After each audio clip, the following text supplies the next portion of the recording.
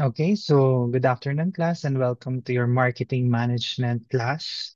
Today we'll talk about industrial marketing, distribution channels, branding, and packaging policies.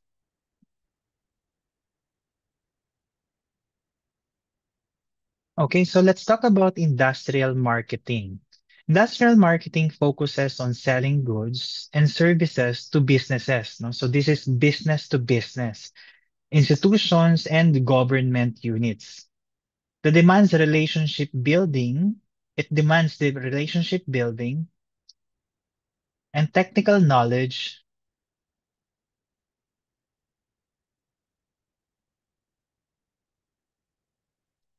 Hi, Wenjun. Thanks for your joining this early.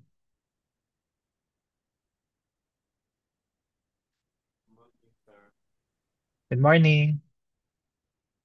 Yeah, I'm recording the session, Wenjun, so um, your other classmates can refer to the recording. Okay?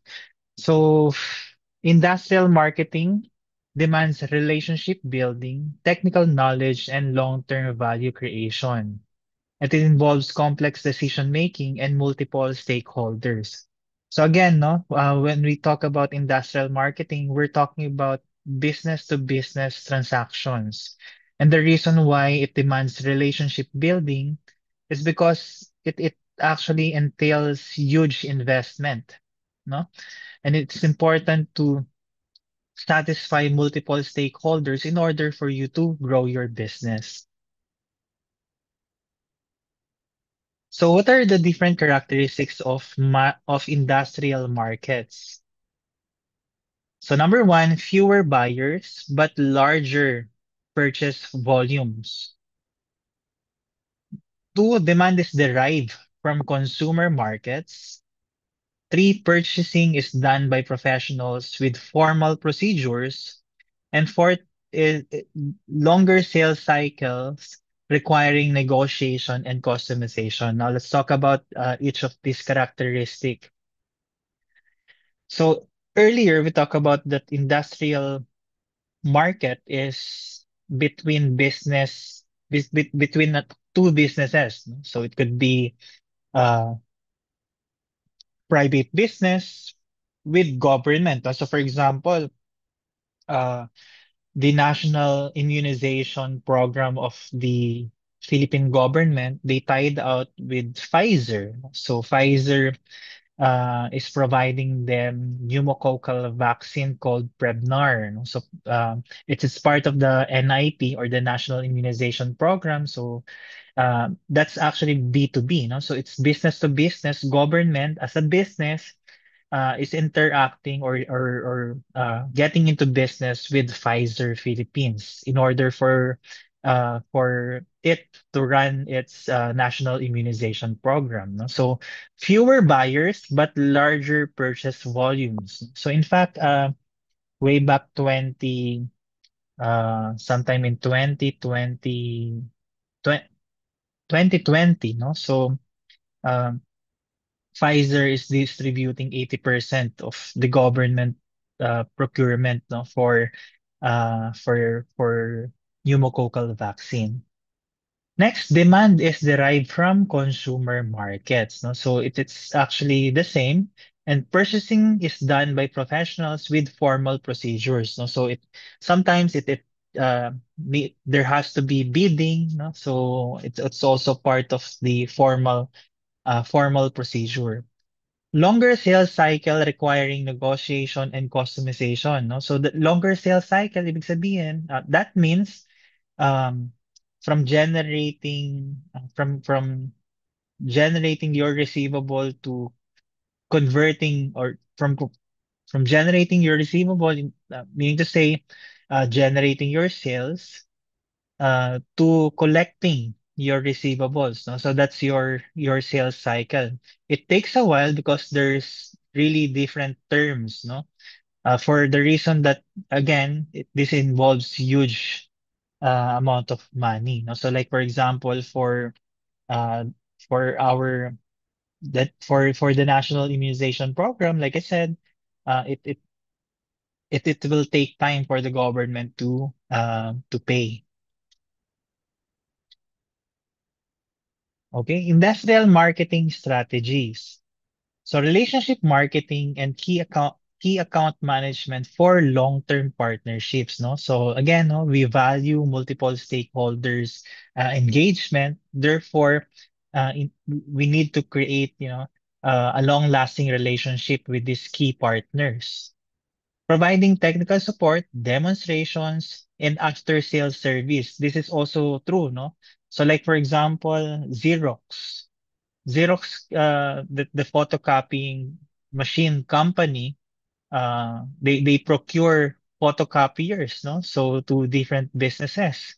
And obviously there will be after sales support, no? So for example, number one, training the people to use the photocopying machine. Kasi more often than not, these are um, you know, not really user friendly, no? So because these businesses require huge photocopying machine where they can print 3D or they can also use to support their businesses, no? So there will be technical support, demonstrations, and after sales service. That's uh, probably monthly maintenance, no? So if you need help in troubleshooting the machine,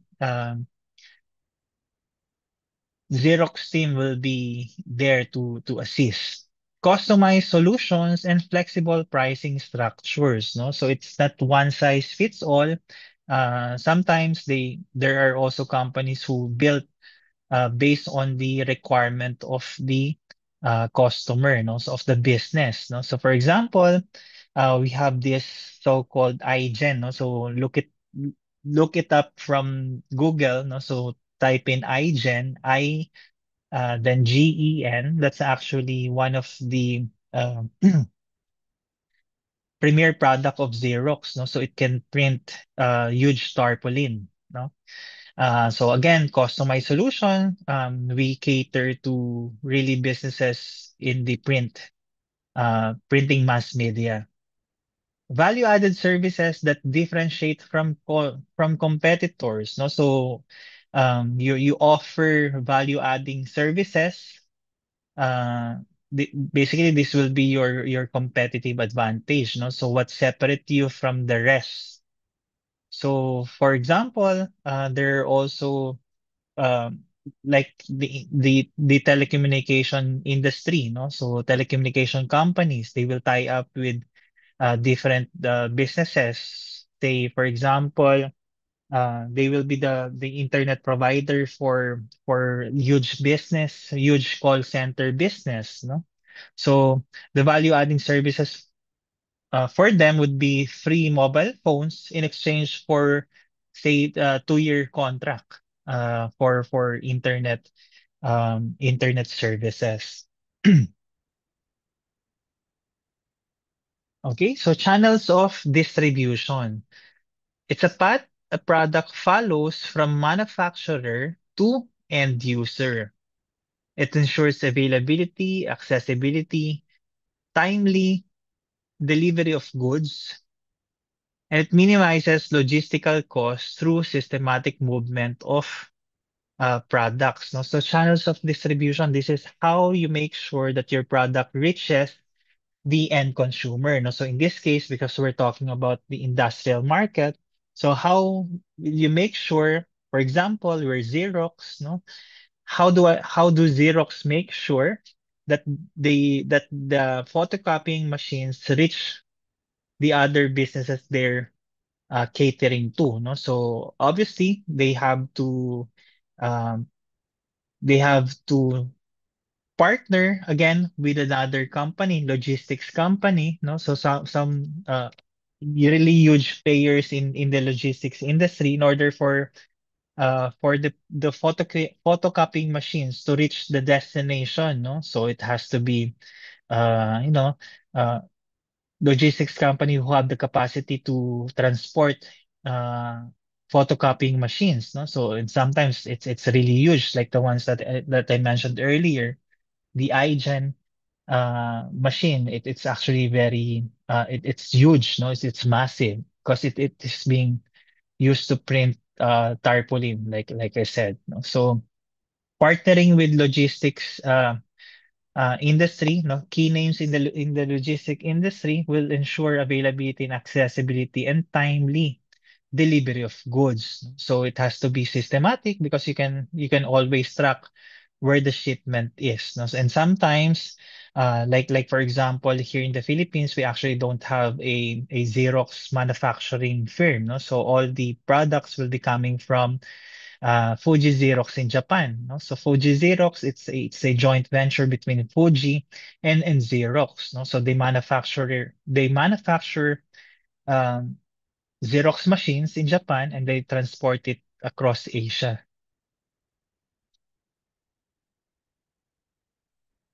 Okay, so types of distribution channels. So let's talk about direct channels. So when we say direct channels, it's manufacturer sells directly to businesses or consumers. No? So the business platform of Xerox, they have B2B, no? So business to business. So that's one good example of a direct channel.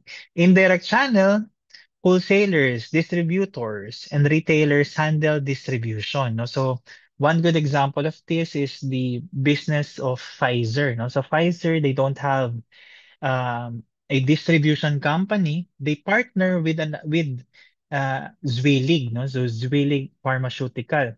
Zwillig Pharmaceutical, they take care of the delivery of Pfizer products to different channels, no? So like hospitals, pharmaceuticals, drugstores, and other businesses. No? So other businesses could be corporate, no? Who would want to buy directly from Pfizer. No? But again, the distributor of our product is um, Zwillig. No? So Pfizer is also a good example of a direct channel. No? So we do that with huge drugstores like Mercury, Rose Pharmacy, what else? Watsons. Hybrid channels, it's a combination of direct and indirect models. No? So this is where Pfizer sits. So it's hybrid because again, dealing with Mercury drugstore, it's direct, and indirect model dealing with uh, it Zwillig. No? So these are the types of distribution channels. Factors in channel design. So customer buying behavior and geographic location. So they're like in the Philippines, no? So Filipinos actually buy emotions, no? So if you look at the advertisements of Jollibee, they keep promoting family ties. So we go to Jollibee as a family because we love the products, and at the same time Jollibee is portraying its business as family oriented. We also need to consider the geographic location. No? So for example, if you're a uh, business of selling uh, food, no? So you have to make sure that your food is halal if you're selling in the Mindanao area in the Philippines, where the Muslim population is situated. Nature of the product, so bulky, technical, perishable. No? So if it's bulky, obviously, the channel design it would be different, no? If it's also perishable. Market coverage goals aligned with company strategy, no? So the market coverage, this is actually just making sure that, the channels that you would like to penetrate is aligned with the overall goal of the company, no? So for example, uh, Pfizer's vision is to become the number one uh, pharmaceutical company in the Philippines. But then they have to qualify because they cannot actually. really, compete with generics pharmacy for obvious reason. The generics can create products in volume, no? Without really the high cost of research and development. No? So for Pfizer, it will be really different. No? So be uh, they have to make sure that they have new products, new medicines available in the market. No? So they keep on doing research and development to come up with new products to support, no, the growing uh, health needs. So cost efficiency, and capability of intermediaries. No? So when we say intermediaries, these are the the middle people or middle organizations that connect our business to the other businesses. So branding. So let's define it and let's also talk about its importance.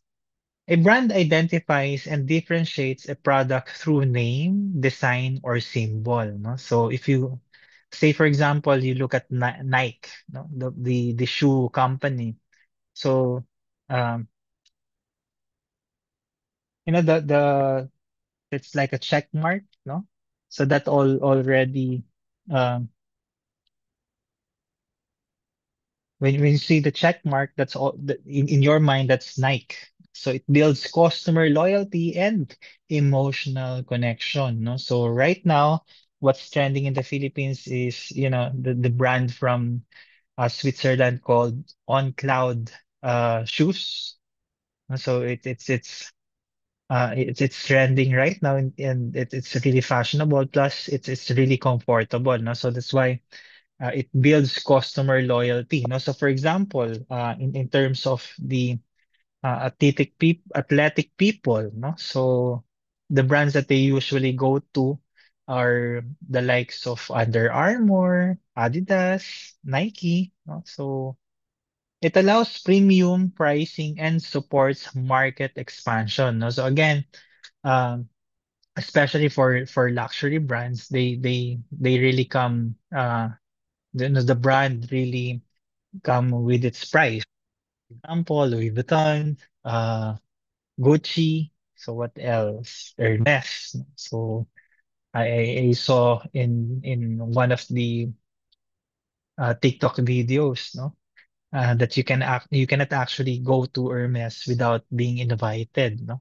So you have to purchase first some other items so you can be invited to buy bag from Hermes. So imagine that, no? So it's really it's there's premium pricing and obviously they have target market, no? So those who can afford. Okay. So let's talk about branding policies, no? So manufacturer branding, brand owned by producers. It builds identity and consistency, no? So for example, um, Jollibee. So it's owned by the producer, no? So they offer you franchise. That you can enter under franchise agreement with Jollibee, but the manufacturer, the Jollibee Food Corporation, owns the brand. Private or store branding, retailers create their own brand to control pricing. So probably one good example of this is you know um, limited edition uh, merchandise. For example, BTS. So like when BTS had their concert here in the Philippines before, they opened a pop-up store in Mall of Asia. It was only for limited time, no? So I think it's for 5 days, no? 5 days to the concert day. No? So imagine people are really lined up at that time, no? There was really a long queue. just to get to the store and purchase BTS merchandise. No? So it's private or store branding, no? Family branding, so one brand name for several related products. No? So if you think of related products, it could be uh, say in food manufacturing. No? So for example, this is my favorite, Pampangas Best. No?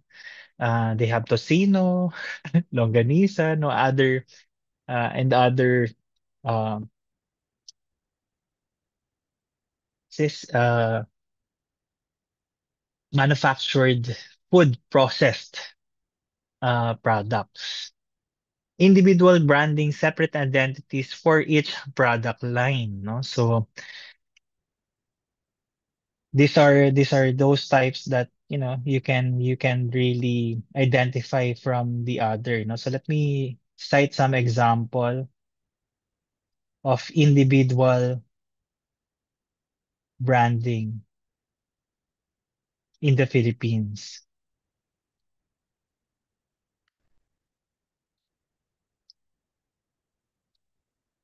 So this is prevalent, no, especially for content creators, no. So for example, Doc Willie Ong, no. So his brand would be the accessible medical advice. No? So we also have business leaders, no. So like Anthony Tan Caktiong, no. So he's with Jollibee. No? So we have Francis Kong. So Francis Kong is a motivational speaker and leadership coach. Also, in terms of in the entertainment personal branding, we have Alden Richards, no? We have Megan Young and Vice Ganda, for example.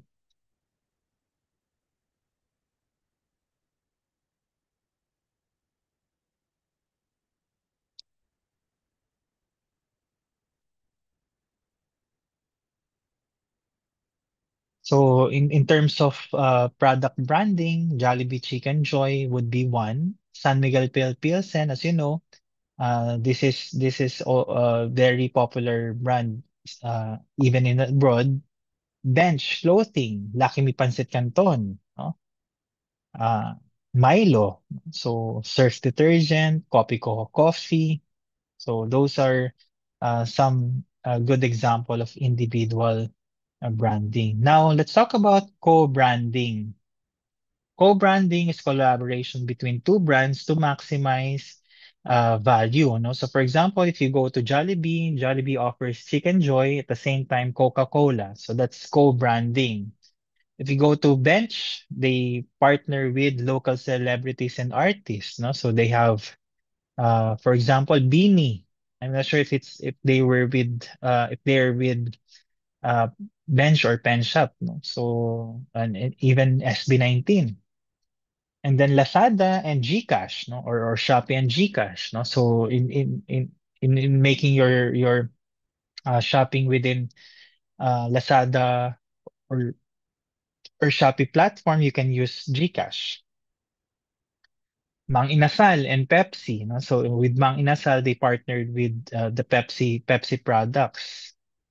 Another example is Starbucks and Blackpink, no? So they offered merchandise and drink and then collaborated for a drink, no? So Potato Corner and local brands, no?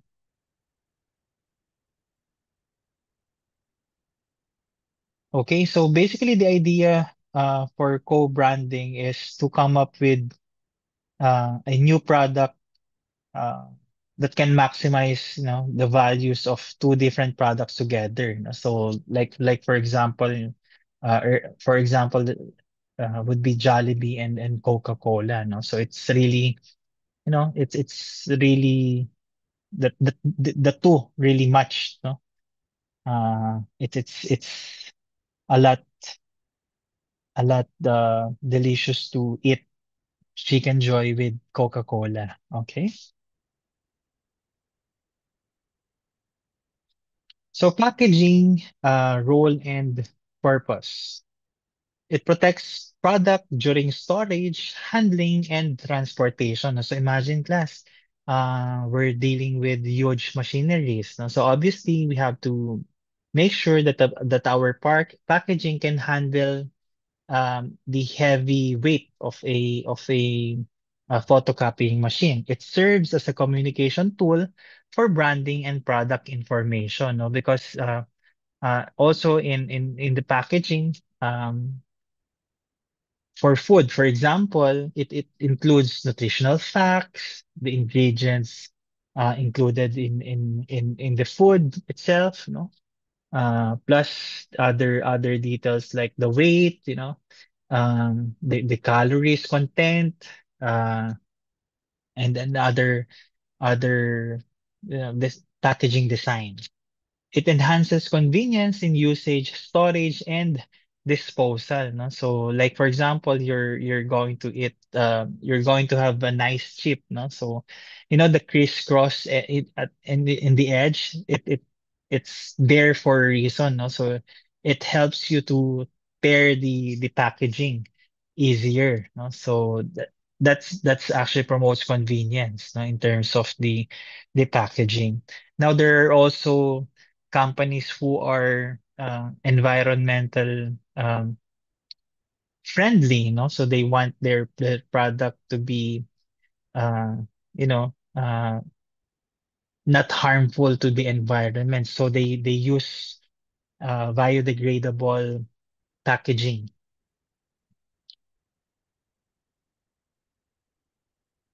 So packaging policies, standardization, uniform packaging for efficiency and cost reduction. So obviously, there's also costs involved in making your packaging. No? So if it's the uniform, if it's the same, then it will be cost efficient. No, because it will be the same design, the same measurement, and probably it will be it will be completed by the same machine.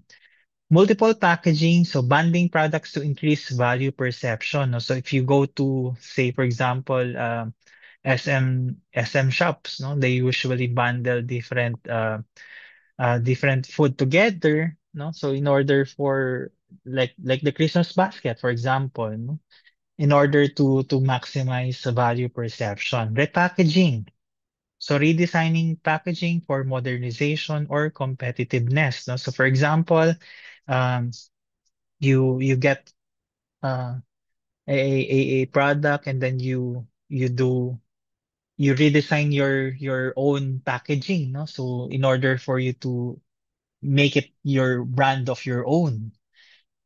Eco-friendly packaging using sustainable, biodegradable, or recyclable materials. Labeling policies ensuring accurate, legal, and informative labels. No? So for example, for cigarette packs, no?